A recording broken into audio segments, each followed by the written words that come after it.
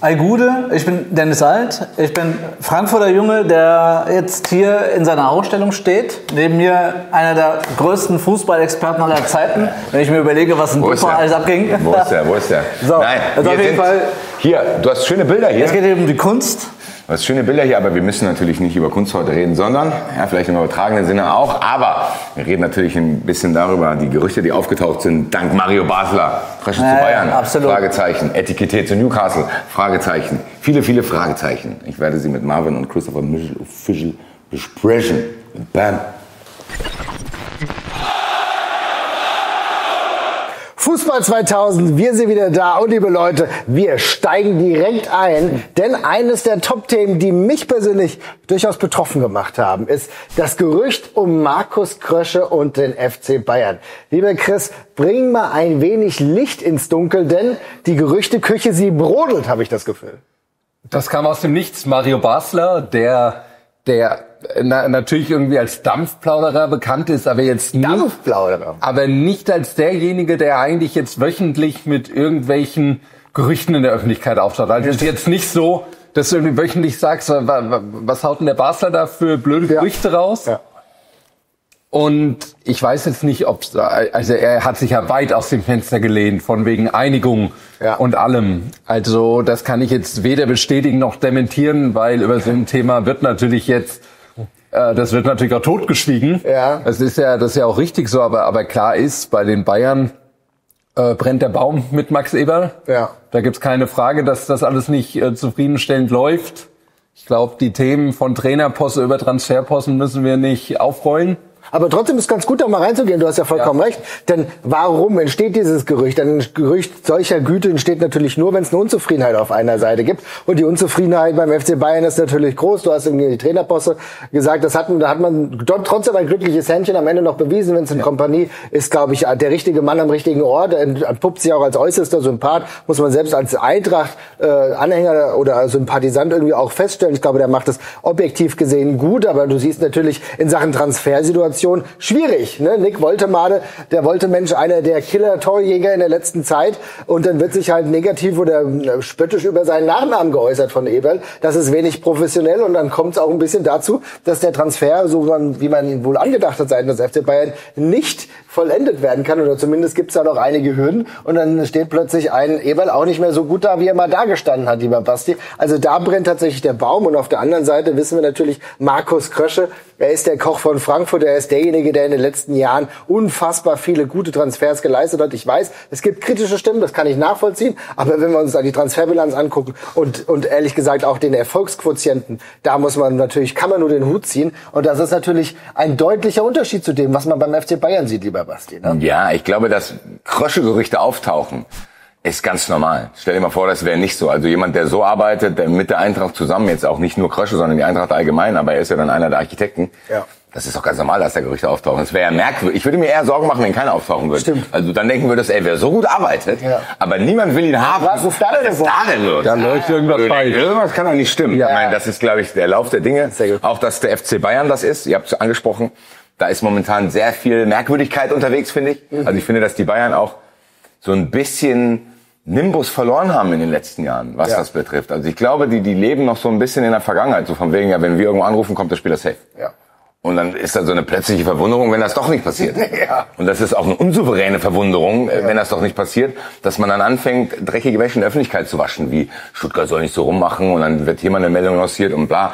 Und dann kommen die mit so merkwürdigen... Das ganze Wirtstheater. Das Wirtstheater, sehr gut. Ja. Sorry. Ich meine, und deswegen, im Endeffekt ist es, glaube ich, folgerichtig, dass die Gerüchte auftauchen. Aber ich muss sagen, das ist ehrlich gesagt noch ein bisschen zu früh. Weil am Ende, klar müssen diese Planungen so stattfinden, aber wir befinden uns sowohl bei der Eintracht in einer sehr heißen Phase, der FC Bayern befindet sich in einer sehr heißen Phase. Das heißt, momentan, selbst wenn Bayern das irgendwie in der Hintertür fix macht, bringt das beiden noch gar nichts. Weil Krösche muss hier noch arbeiten, hat eine wichtige Saison vor sich. Bayern muss noch diese wichtige Saison bestreiten. Deswegen, vielleicht ist Mario Basler rausgerutscht, weil er das in irgendeiner Art und Weise irgendwo gehört hat und hat gedacht, geil, vielleicht ich jetzt noch jemand in meinem Podcast raus. Wie ernst das ist, weiß ich natürlich nicht, aber ich finde trotzdem wichtig, dass man darüber eigentlich von Eintracht-Seite ja gar kein Wort verliert. Weil das können wir im Frühjahr immer noch machen. Du kannst im Frühjahr immer noch machen, da gebe ich euch vollkommen recht, aber auf der einen Seite ist es natürlich trotzdem so, dass auch ein Karriereplan, den Krösche mit anderen Spielern schon hatte, wahrscheinlich auch selbst hat. Ne? Ja. Also es wird schon so laufen, dass er auch irgendwo denkt, wo könnte noch der nächste Schritt sein. Und für mich ist auch eine Glasdecke in Frankfurt, das dürfen wir nicht vergessen, weil die Arbeit bei Eintracht Frankfurt denken. Ja. Ja, also er verschiebt die Glasdecke. Er verschiebt sie halt, aber irgendwann stößt du halt trotzdem dran. Also die Frage ist halt, wenn ich Markus Krösche wäre, würde ich denken, okay, was ist der nächste Schritt? Ich weiß, Christian Lossen, unser Freund, würde jetzt hier sitzen und sagen, ja, der nächste Schritt ist ja klar, deutscher Meister werden. Deutscher Meister wird nur das kann ja kein realistischer Karriereplan. Nee, aber trotzdem, ich glaube, trägt zu seiner Erfolgssituation dazu, dass er die Grenzen des Sagbaren bei der Eintracht immer weiter verschoben hat und es tatsächlich auch so ist, dass die Glasdecke immer weiter verschoben wurde. Und das muss man sagen, das hängt maßgeblich mit ihm zusammen, aber trotzdem denke ich dann, also mein Gefühl wäre immer gewesen, Chris, am Ende geht's dann eher nach England für Markus Krösche. Ja, aber natürlich ist der FC Bayern München immer noch, da können wir reden, wie wir wollen, hier in Deutschland und uns auch mal lustig über sie machen, wie momentan einiges läuft. Aber wenn der FC Bayern München anklopft, dann hörst du dir das einfach an. Ja. Dann hörst du dir das an und natürlich würde er, wenn er den Schritt geht, zu einem Verein kommen, der gerade eben irgendwo in so einer Unordnung ist und da könnte er Ordnung reinbringen. Was mich halt an diesem ganzen Gerücht, irgendjemand muss ja ein Interesse daran haben, dass dieses Gerücht jetzt zum jetzigen Zeitpunkt rauskommt. Und da sage ich ganz einfach, da kann nur eine Seite Interesse dran haben und das ist die Bayern-Seite. Ja. Weil die Eintracht-Seite hat jetzt überhaupt kein Interesse daran, dass darüber geredet wird. Und die Bayern-Seite schafft jetzt natürlich zwei Sachen. Einerseits in Frankfurt wird jetzt einfach darüber ein bisschen geredet, gemunkelt. Und in München wurde jetzt Max Eberl mehr oder minder öffentlich die Pistole auf die Brust gehalten. Ja. Das kann natürlich in einem halben Jahr, was machen wir jetzt, wenn Max Eberl ein super Transferfenster hinlegt, die Bayern Erster sind, Champions League durchmarschieren kann. Deshalb ist es zu früh. Und trotzdem, dieses Gerücht wurde ganz bewusst über Basler lanciert. Das geht nicht. Das hat sich jetzt Mario Basler nicht an der Theke ausgedacht. Dieses Gerücht wurde bewusst gestreut.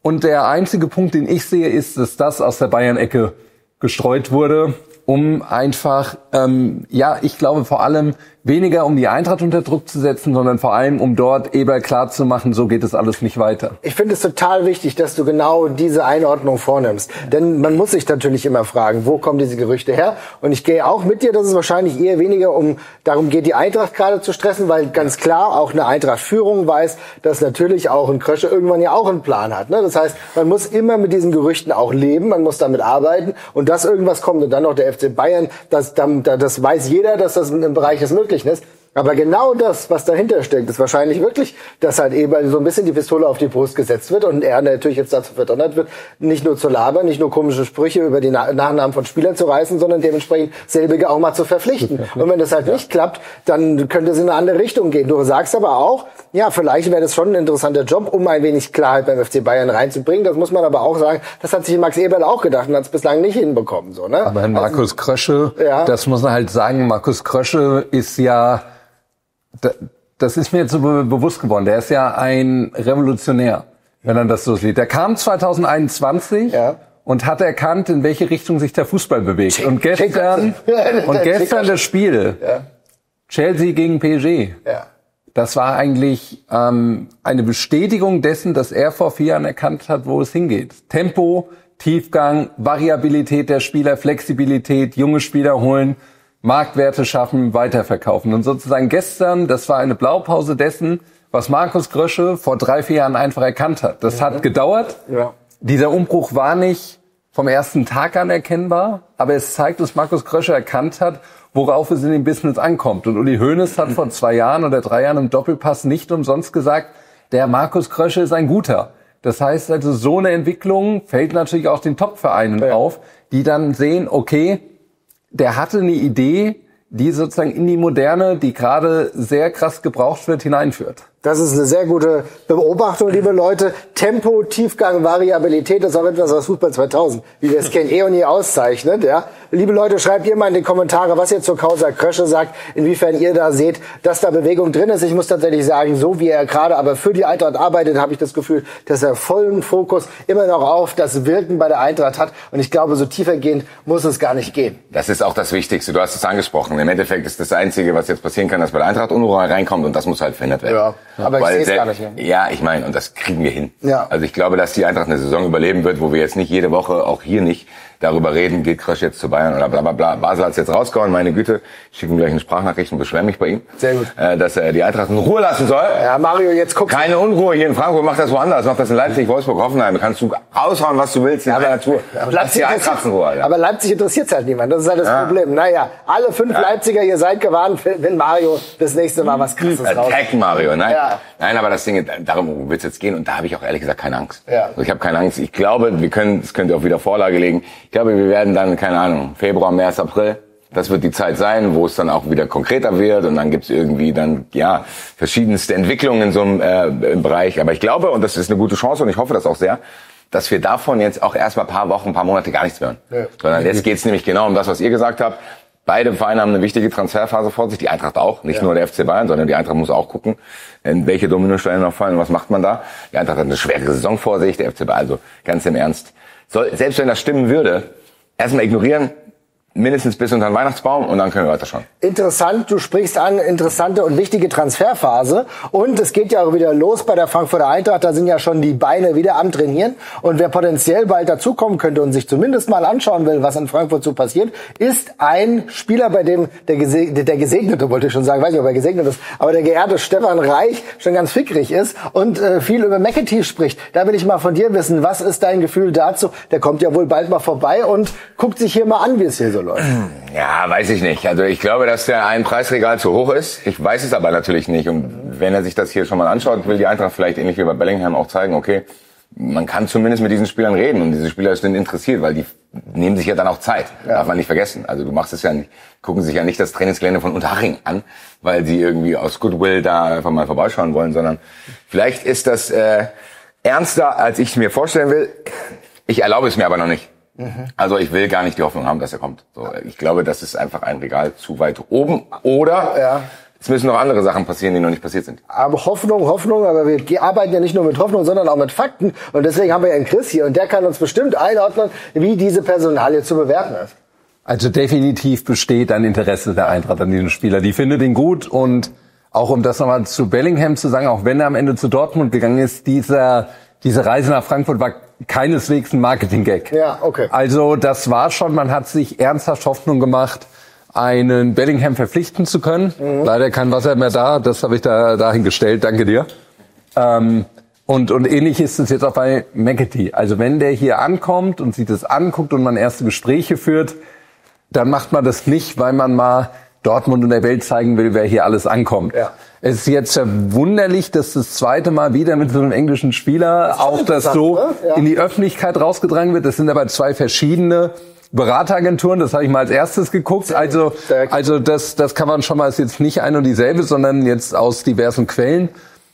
Ich glaube, wenn sich wirklich im Mittelfeld noch was tun sollte, also sagen wir jetzt mal wirklich, ein Hugo Larsson ist vielleicht doch heißer, als man denkt, woanders gehandelt. Ja gar nicht. Man denkt es momentan nicht. Aber dieser Transfermarkt ist inzwischen so verrückt. Ja. Und da werden jetzt noch einige, jetzt ist die Club-WM vorbei, ich glaube, der wird jetzt die nächsten 2-3 Wochen Fahrt aufnehmen. Ja. Dann muss sich die Eintracht natürlich rüsten. Und McAtee hat noch 1 Jahr Vertrag. Der hat natürlich ordentlich Marktwert, aber ich glaube schon, wenn er sich jetzt mit der Eintracht einigt und man dann redet, dass der nicht eine Regalstufe zu hoch ist. Ich glaube tatsächlich, dass die Eintracht für so einen Mann, der dann natürlich auch 3 verschiedene Positionen bekleiden kann, auch so ein Geld in die Hand nehmen würde. Aber jetzt, muss man auch klar sagen, Stand heute ist das jetzt, also noch kein Gerücht, liebe Fans, wo ihr irgendwie auf einem Hype-Train aussteigen müsst. Das ist jetzt erstmal nur ein Kennenlernen, ein Treffen und sozusagen ein gegenseitiges Beschnuppern, was da Ja, vor der Tür steht. Ist das erste Kaffee-Date, liebe Leute. Ja, Ihr genau. kennt das auch, ne? Vor dem ersten Kaffee weiß man nie genau, wie es läuft, aber es ist auf jeden Fall gut. Ich würde sagen, die Eintracht lädt ihn auf jeden Fall auf einen Kaffee ein. Schreibt mal eure Dating-Tipps in die Kommentare, was am besten bei einem Kaffee funktioniert, lieber Cappuccino oder Espresso. Wir sind bei Fußball 2000 auf jeden Fall ganz offen, aber es ist auf jeden Fall gut, dass in diesem Regal auf jeden Fall schon Gespräche geführt werden. Alles Weitere werden wir dann beobachten und dann sind wir natürlich zu gegebener Zeit am Start und werden das einordnen, falls es doch heißer wird. Heiß war ja direkt nach Ende der Saison ja schon der Name Ekitike. Und da ging es natürlich viel rund. Und wir haben ja zwischenzeitlich gedacht, Basti hat schon gedacht, okay, er sieht schon die 100 Millionen vor seiner Haustür weggehen oder kommen oder je nachdem, was dann passiert. Gerne vor die Haustür legen, würden wir alle ganz gerne. Oh, da liegen sie. Ja, 1/100 würde uns schon reichen, liebe Leute, wenn ihr spenden wollt. Ich glaube, es darf, wir sind öffentlich-rechtlich. Naja. Aber das wäre schon geil, wenn plötzlich durch irgendwelche merkwürdigen Gründe die Hecki-Millionen bei mir vor der Tür liegen. Ja, also und dann in die ganzen Jahre danach die Frage stellt, wo sind die Hecki-Millionen? Ja, wo sind die Hecki-Millionen? Und die liegen einfach bei mir da. Schon ein Beta-Read 2.0. Ja, genau, dann liegen die einfach bei mir daheim. Stefan Reich macht dann Fußball 2000 Mystery mal wieder. Aber Da komme ich dann, mach die Kamera aus, du Arschloch.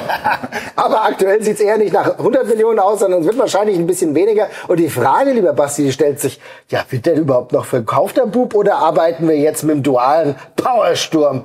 Burkhardt, Johnny Ekitike, kann ich mir das vorstellen?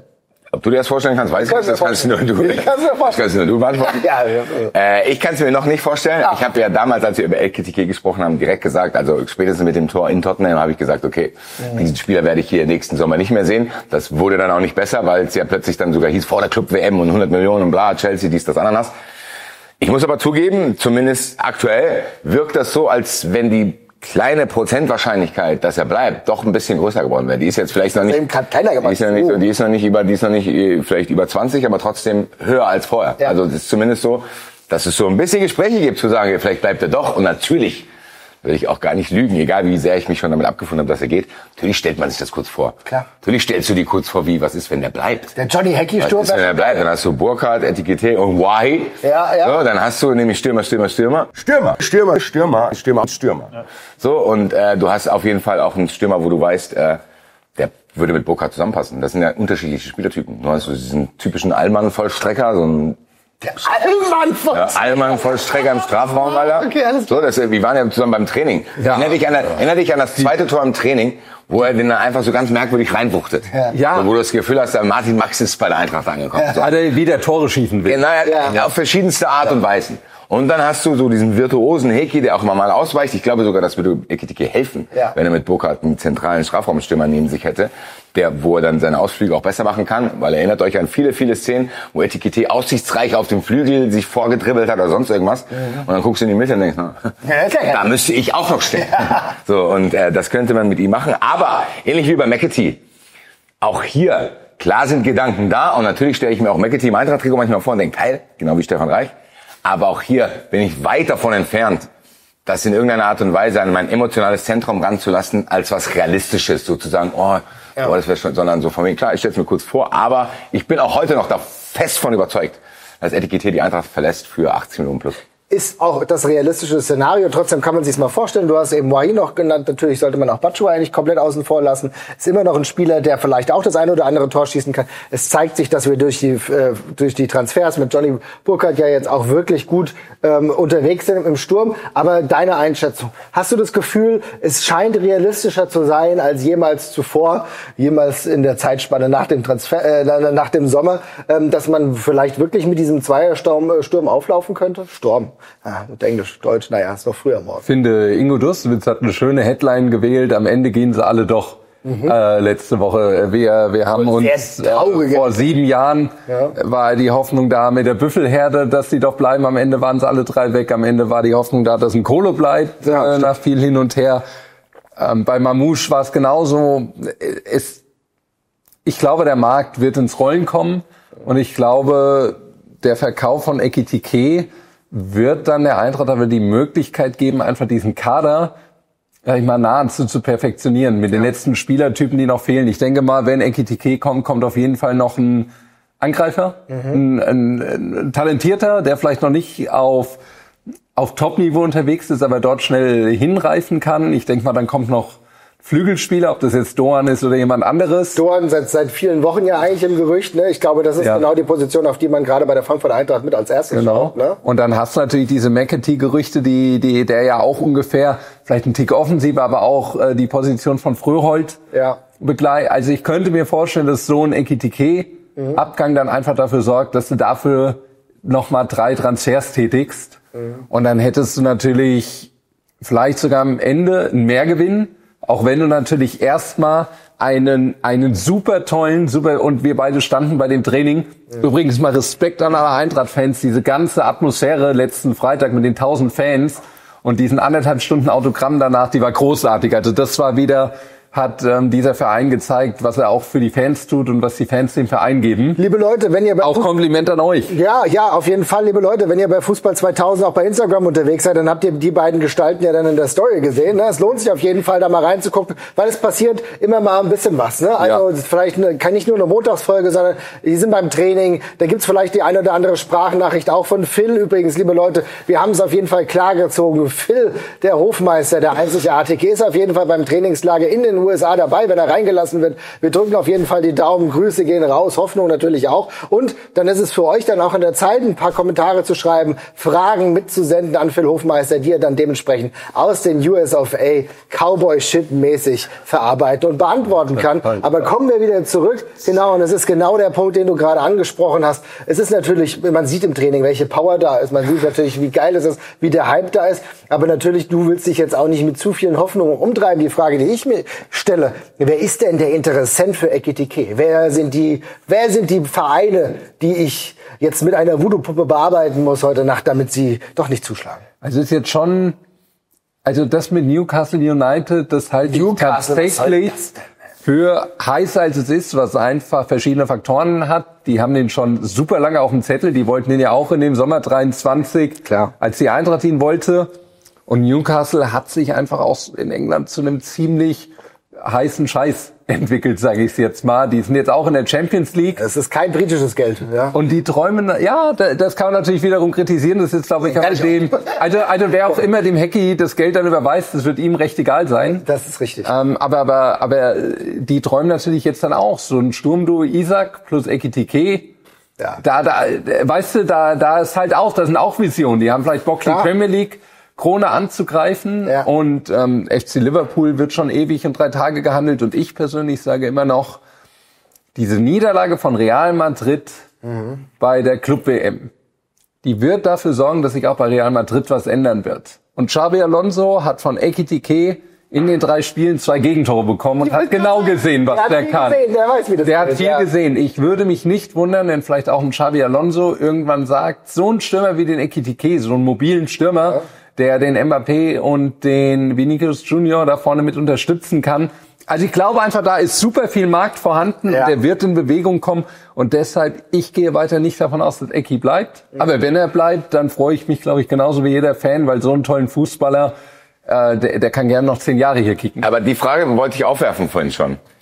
Wenn wir über das beste Szenario reden, ist das überhaupt das beste Szenario, wenn er bleibt? Weil du hast gerade aufgezählt, was die Eintracht eigentlich noch für Baustellen hat. Das ist eine Frage, die ich mir auch stelle. Zu sagen, ist es nicht so, wenn wir sagen, wir kriegen jetzt so und so viel Geld und können den Kader dann runder machen, ist es nicht vielleicht sogar besser, wenn du dann verschiedene Baustellen bearbeitet hast, anstatt eine absolute spektakuläre Attraktion im Kader zu haben? Ich weiß es nicht. Aber da gehe ich mal rein. Ja. Also ich würde mal versuchen, eine Antwort zu finden. Denn ich habe schon das Gefühl, dass sich gerade innerhalb der Bundesliga vieles Unklares auftut. Wir haben eben über den FC Bayern gesprochen, die natürlich eine tolle Mannschaft haben, aber auch da gibt es Stellschrauben, die nicht optimal sind.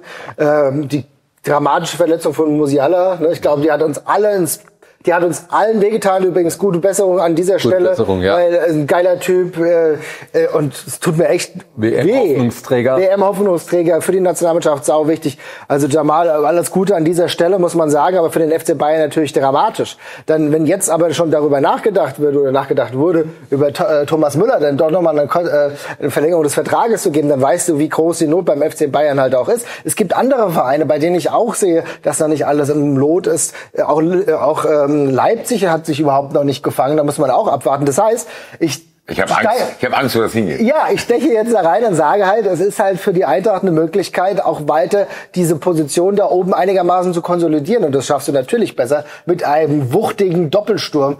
Johnny und Hecki. Ja, aber das ist ja die Frage, die ich gestellt habe. Ja. Das ist interessant. Deswegen ich würde es wollen. Also du würdest wollen, dass er bleibt. Ja, klar.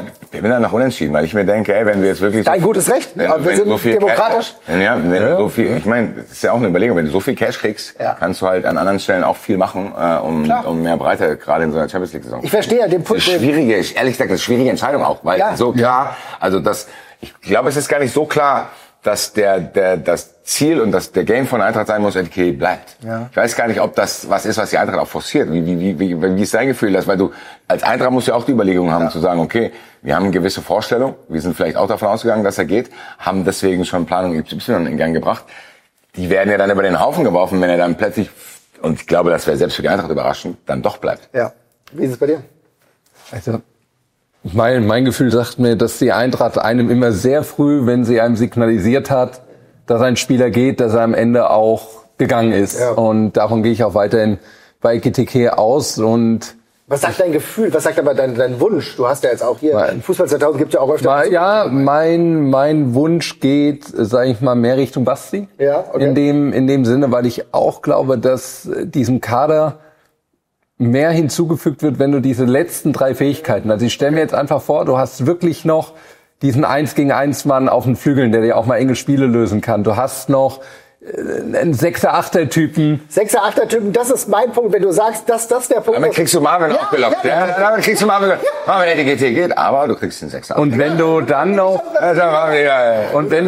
vielleicht noch einen, sag ich mal, nicht jetzt so einen völlig ungeschliffenen rohen Diamanten wie Bahoja bekommst, sondern ein Talent, das vielleicht schon auch mal eine Stufe weiter ist, vielleicht ein paar Euroleague-Spiele oder sowas gestaltet hat in der Nachbarliga, dann glaube ich, wären am Ende ziemlich viele fein damit und würden zumindest nicht total in eine Panik ausbrechen, wenn Ekitike geht. Ja. Also ich glaube, die Eintracht hat da gute Pläne. Und das einzig Wichtige wäre eine bitte möglichst schnelle Klarheit, am besten vor den USA, damit, weil dieses USA-Trainingslager ist so wichtig, auch für das Teambuilding. Und jedes Bild, das aus den USA hier rübergeschickt wird, wie sich Burkhardt und Ekitike, das macht es dann den Fans und im Umfeld immer schwieriger, auch diese emotionale Ebene auszublenden. Das ist ganz wichtig, was du sagst. Wenn, dann sollte es tatsächlich relativ zeitnah passieren. Bald geht's ja schon in die USA, liebe Leute. Und dann ist es natürlich aber auch so, Basti, am Redline Day, da haben wir andere Pläne, ne? Nee, also das ist, glaube ich, das Wichtigste. Egal, in welche Richtung es geht, es hat auch beides Vor- und Nachteile, weil auch ein Etikett, der bleibt, der eingespielt ist mit der Mannschaft, gerade in einem Traumduo mit Burkhardt zusammen. Es hätte auch Vorteile, wo du dann diese anderen Sachen vielleicht sogar ausgleichen könntest und du dann wirklich vielleicht eine krasse Saison spielen könntest. Ja. Aber eine Sache muss klar sein. Also das darf am Redline Day kein Thema sein. Nein. Ja. Liebe Leute, weil das wäre, glaube ich, wirklich das Worst-Case-Szenario. Auf jeden Fall. Liebe Leute, Redline Day, er kommt und wir sind natürlich wieder live dabei. Aber davor passiert, wie gesagt, eine ganze Menge. Wir sind beim Trainingslager in den USA mit Philly Vanilli ist auf jeden Fall für uns am Start. Wir werden noch einige Male darauf hinweisen, dass ihr gefälligst Fragen zu schreiben habt. Abonniert alle Kanäle, denn es lohnt sich und schreibt uns jetzt erstmal in die Kommentare, wie euer Take zu Ekitike ist. Wollt ihr, dass er bleibt, dass es der duale Powersturm mit Johnny Burkhardt und ihm gibt? Oder seid ihr eher Team... Ja, ich sage, Basti und Chris, die schon einen Abgang hier forcieren erwarten. Schreibt's in die Kommentare. Wir sehen uns nächste Woche. Bis bald. Ciao, ciao.